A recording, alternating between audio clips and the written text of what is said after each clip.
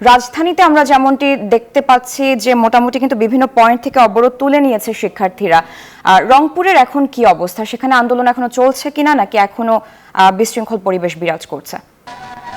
আপনাকে যদি বলি যে ব্যাপক সংঘর্ষ চলছে এই মুহূর্তে বেগম রোকেয়া বিশ্ববিদ্যালয় ক্যাম্পাসে আপনি ক্যামেরা চোখে দেখছেন যে বেলা 2টা থেকে এই সংঘর্ষ চলছে। সাধারণ ছাত্রদের সাথে ছাত্রলীগ, যুবলীগের এবং পুলিশের। এই মুহূর্তে ছাত্রলীগ যুবলীগ কিন্তু আসলে তারা বিশ্ববিদ্যালয়ের ভিতরে অবস্থান করছে, বিশ্ববিদ্যালয়ের বাহিরে ব্যাপক ছাত্রছাত্রী আপনি ক্যামেরা চোখে দেখছেন যে তারা কিন্তু লাঠি শস্যটা হাতে নিয়ে তারা রয়েছে। সাধারণ ছাত্রছাত্রীরা আমরা যতটুকু জানি যে পুলিশও কিন্তু আহত হয়। বেগম রোকেয়া বিশ্ব ইংরেজি ফাইনাল ইয়ারের ছাত্র আবু সাইদ রংপুর মেডিকেল কলেজে তিনি মারা যাওয়ার খবর আমরা পাচ্ছি। সব মিলে অর্থাৎ সেই মারা যাওয়ার খবরে আরও উত্তপ্ত পরিস্থিতি বিরাজ করছে এই রোকেয়া বিশ্ববিদ্যালয় চত্বর। আপনি ক্যামেরা চোখে দেখছেন যে উত্তপ্ত পরিস্থিতি, যেখানে অর্থাৎ ধাওয়া পাল্টা ধাওয়ার মধ্য দিয়ে রণক্ষেত্রে পরিণত হয়েছে বেগম রোকেয়া বিশ্ববিদ্যালয় ক্যাম্পাস। এছাড়া অর্থাৎ নগরীর পার্কের মোড়, মডার্ন মোড় থেকে শুরু করে লালবাগ এলাকা, এরকম কিছুক্ষণ আগে অর্থাৎ তারা রেলপথ অবরোধ করে সাধারণ ছাত্রছাত্রীরা সব মিলে অর্থাৎ সাধারণ ছাত্রছাত্রীরা অর্থাৎ তাদের দাবি আদায় না হওয়া পর্যন্ত রাজপথ ছেড়ে যাবেন না, এটি কিন্তু ঘোষণা দিয়েছেন যে সাধারণ ছাত্রছাত্রী তাদের একটাই দাবি, কোটা সংস্কার করতে হবে, এটি তাদের দাবি। এবং তারা কিন্তু বলছেন, আমরা কথা বলেছি সাধারণ ছাত্রছাত্রীর সাথে, তারা বলছেন কোটা সংস্কার অবশ্যই করতে হবে, তাছাড়া তারা এই রাজপথ ছেড়ে যাবেন এবং আজকের অবস্থান তারা ত্যাগ করবেন না। এদিকে পুলিশ এবং ছাত্র যুবলীগও অবস্থান নিয়েছে। তারা কিন্তু বলছেন যে যারা দেশ বিরোধী স্লোগান দেয় তাদের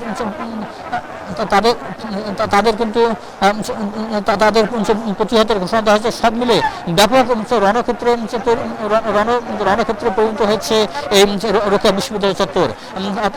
শুধু এই রোকেয়া বিশ্ববিদ্যালয়ের ছাত্রছাত্রী এখানে নয়, এখানে রয়েছে কারমাইকেল থেকে শুরু করে রংপুর মেডিকেলের কলেজের শিক্ষার্থী, পলিটেকনিক্যালের শিক্ষার্থী এবং রংপুর সরকারি কলেজের শিক্ষার্থীরা কিন্তু এখানে রয়েছে। হাজার হাজার শিক্ষার্থীরা কিন্তু বিশ্ববিদ্যালয় এলাকায় তারা অবস্থান করছেন এবং আপনারা দেখতে পাচ্ছেন যে দফায় দফায় সংঘর্ষের এই চিত্র কিন্তু আমরা বারবার দেখানোর চেষ্টা করেছি। তো এই ছিল আমার কাছে রংপুর রোকেয়া বিশ্ববিদ্যালয় চত্বর থেকে সর্বশেষ একই খবর জানতে নয়ন বড়ুয়া জয়ের কাছে যাবো চট্টগ্রামে। ধন্যবাদ রেজাল করিম আপনাকে। আপনি যেমন রংপুরের খবর জানিয়েছেন, তেমনিভাবে চট্টগ্রামেও কোটা সংস্কারের দাবিতে এখানে শিক্ষার্থীদের অবস্থান ছিল। ঠিক এই মুহূর্তে আমরা দেখছি দুপক্ষের মধ্যে দফায় দফায় সংঘর্ষের ঘটনা ঘটছে। দেখতে পাচ্ছেন সবার হাতে কিন্তু আমরা দেখছি লাঠি দেখা যাচ্ছে। কিছুক্ষণ পর পর ককটেল বিস্ফোরণের আওয়াজ কিন্তু আমরা শুনতে পাচ্ছি। ছাত্রলীগের একদিকে অবস্থান, আরেকদিকে দেখা যাচ্ছে সংস্কারকারীদের অবস্থান। শুনতে পাচ্ছেন যে ককটেল বিস্ফোরণের ঘটনা ঘটছে কিন্তু চট্টগ্রামে। তো কিছুক্ষণ পর পর এরকম ককটেল বিস্ফোরণের আওয়াজ কিন্তু শোনা যাচ্ছে। একই সাথে যারা কোটা সংস্কারের আন্দোলন নিয়ে দাবি নিয়ে তারা এখানে এসেছেন, তাদেরকে কিন্তু এখান থেকে ধাওয়া দিয়েছে। তারা অবস্থান এখানে ছিল, তারাও কিন্তু বিভিন্ন জায়গায় অবস্থান নিয়েছে। দেখতে পাচ্ছেন এখানে ছাত্রলীগের অবস্থান কিন্তু আমরা দেখছি বিভিন্ন জায়গায়, বিভিন্ন মোড়ে মোড়ে আমরা দেখতে পাচ্ছি।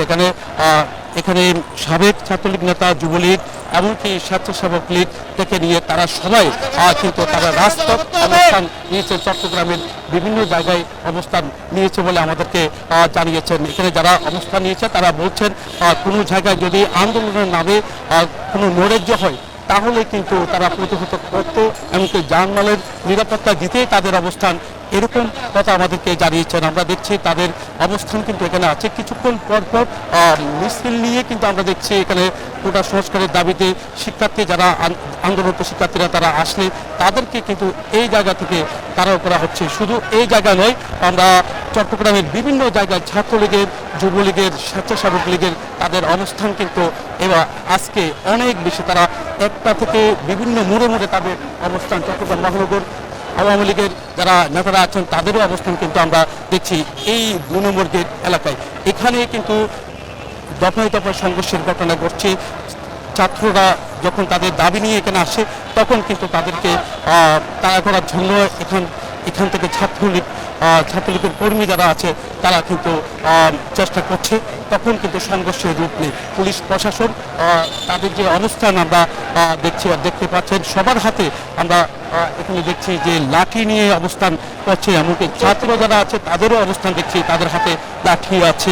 সব নিয়ে বলা যায় পরিস্থিতি এখন থমথমে অবস্থা বিরাজ করছে। পুলিশ প্রশাসনের অবস্থান দেখছি আমরা, একদিকে পুলিশ প্রশাসনের অবস্থান, অন্যদিকে ছাত্রলীগের অবস্থান, আরেকদিকে কিন্তু কোটা সংস্কারকারীদের অবস্থান।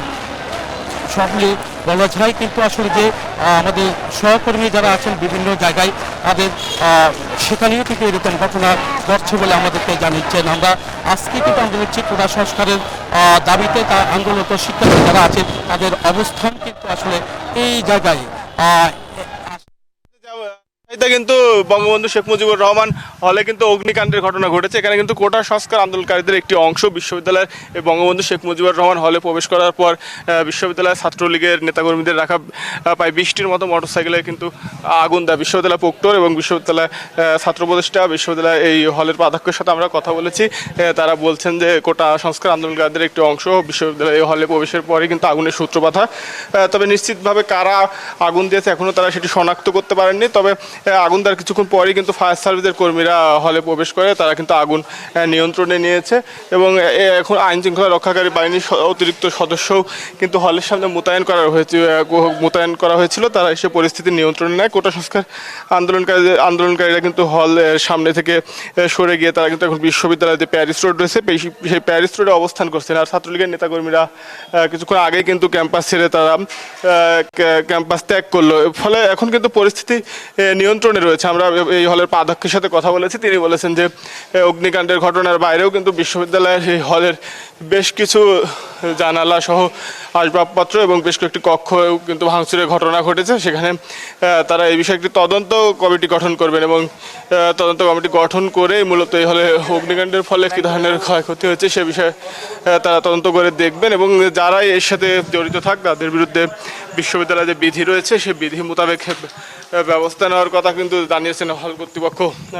আগুনের কিন্তু সূত্রপাতের ফলে কিন্তু এই হলের যে শিক্ষার্থীরা রয়েছেন তারা কিন্তু উদ্বিগ্ন হয়ে পড়েন এবং কিন্তু মূলত হলের গেটে এই আগুনের সূত্রপাত, হলের ভিতরে একদম গেটের পাশে আগুনের সূত্রপাত হওয়ার কারণে কিন্তু শিক্ষার্থীরা হল ত্যাগ করতে পারছিলেন না। ফলে একটি ভয়ানক পরিস্থিতি তৈরি হয় এবং শিক্ষার্থী যারা হলে অবস্থান করছিলেন তারা কিন্তু দিকবে দিক ছোটাছুটি করেন এবং আগুনের একটি কুণ্ডলী কিন্তু সারা বিশ্ববিদ্যালয় থেকে দেখা যাচ্ছিল। ফলে শিক্ষার্থীরা উদ্বিগ্ন হয়ে পড়ে এবং পরে কিন্তু ফায়ার সার্ভিসের কর্মীরা এসে আগুন নিয়ন্ত্রণে নেয় এবং পরিস্থিতি কিন্তু এখন কিছুক্ষণ কিন্তু পরে কিন্তু আগুন নিয়ন্ত্রণে আসে এবং পরিস্থিতি শান্ত হয়। এই ছিল রাজশাহী বিশ্ববিদ্যালয় থেকে সর্বশেষ। সারা মেদান ফিরে যাচ্ছে আপনার কাছে।